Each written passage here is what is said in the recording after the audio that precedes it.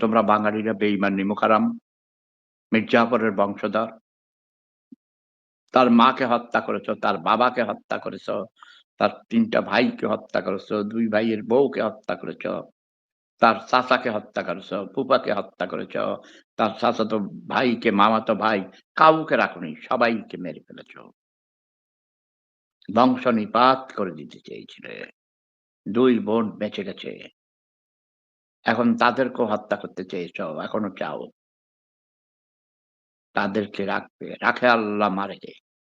কিন্তু হাঁটু আপাকে আমি বলব, "হাঁটু আপা, তোমার আর দরকার নাই বাংলাদেশে আসার। ভারতে আছো সেখানেই থাকো। এদেশে আসলে তোমাকে ফাঁসি দিবে। এটা আমি সহ্য করতে পারব না হাঁটু আপা। তোমাকে অনেক ভালোবাসি। তোমাকে আমি অনেক বুদ্ধি দিয়েছিলাম, অনেক পরামর্শ দিয়েছিলাম। তুমি আমার কথা রাখো নাই। তুমি রেখেছ কাউয়া কাদিরের কথা। তুমি রেখেছ আলতু-ফালতু লোকদের কথা। তারা তোমার বন্ধু ছিল না। তারা তোমার শত্রু ছিল। এখনো তোমার হুঁশ আসে নাই। তুমি চাটুকার দালালদের কথায় তুমি নাচো। আবুল হাসনাত মিল্টন এক দালাল, চাটুকার। তোমার নাম ভাঙাইয়া, ভাঙাইয়া কোটি, কোটি টাকা বানাইছে। সে ভণ্ড, মিথ্যুক, প্রতারক, চাটুকার দালালদের কথায় তুমি তাদের ফার্মপট্টিতে তুমি খুব ফুলে যাও, তাই না? তোমারে বাতাস দিলে তুমি ফুলো হাঁটু আপা। তোমার বাপেও বাতাস দিলে ফুলে যেত। তাই তোমরা নিজেরা নিজেদের শত্রু। নিজেকে ধ্বংস করেছ। বাঙালিদের শত্রু বাঙালিরা নিজেই। আওয়ামী লীগের শত্রু আওয়ামী লীগ। আওয়ামী লীগের অন্য শত্রুর দরকার নাই। মানুষ নিজের পরিচয়ে নিজের রাজা হবা। কি কও? ফকির হইল রাজা। নিজের পরিচয়ে নিজের বাদশা। অন্যের পরিচয়ে কোন দরকার আছে নিজের? তাও আবার ভালো মানুষ হইলে এক কথা। জয়নাল আবদিন ফারুক একটা 420 টাউট বাটপার। আগে জাসদ করতো এইসব। আমার সামনে তো সে জীবনেও দাঁড়াইতে পারবে না। মুখ দেখাইতে পারবে? ওরে ছোট লোক, গরিব, মিথ্যুক, ধোঁকাবাজ, চাটুকার, দালাল।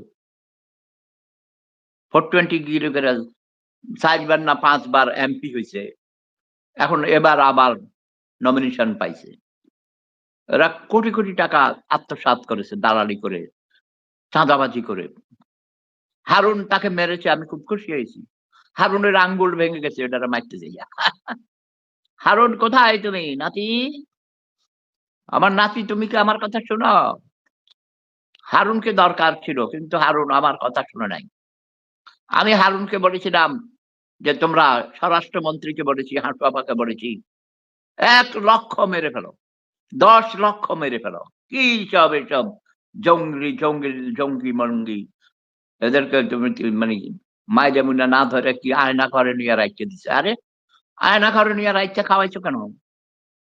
ওটারে মাইরা ফেলাইলে শেষ হয়ে যেত ঝামেলা, তাই না? শত্রুর শেষ আগুনের লেশ রাখতে নাই। শেষ করে ফেলবে, একদম নিপাত করে ফেলবে। বঙ্গবন্ধু রাজাকারদের সাধারণ ক্ষমা করে দিয়েছেন। কিন্তু তিনি তাদের বিচার করেন নাই। রাজাকার যদি ১৯৭২ সালের মধ্যে নির্মূল করে ফেলত, এত বিষাক্ত সাপ জন্ম নিতে পারত? আমাদের দেশের রাজনীতিবিদরা ভুয়া, মিথ্যুক, ধোঁকাবাজ, ভণ্ড, ছোট লোক, গরিব, চাঁদাবাজ। ঠিক আছে না? সবাই ভালো থাকুন, সুস্থ থাকুন। Love is power. প্রেম ধর্ম সেরা ধর্ম। জয় বাংলা, জয় জনতা, জয় মানবতা।